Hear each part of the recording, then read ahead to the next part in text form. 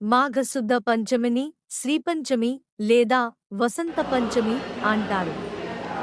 వసంత ఋతువు రాకను భారతదేశమంతటా వసంత పంచమి పండుగగా ఉత్సాహంగా జరుపుకుంటారు.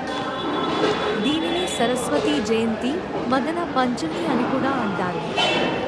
ఇది ఋతు సంబంధమైన పర్వం. వసంత ఋతువుకి స్వాగతం పలికే పండుగగా శాస్త్రాలలో పేర్కొనబడింది.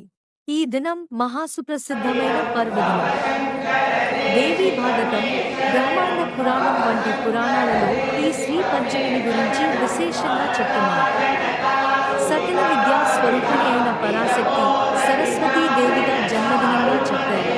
శ్రీపంచమి విద్యారంభ దినమని, వాగ్దేవిని ఆరాధించి అక్షరాభ్యాసం చేయాలని బ్రహ్మవైవర్త పురాణం చెప్తుంది.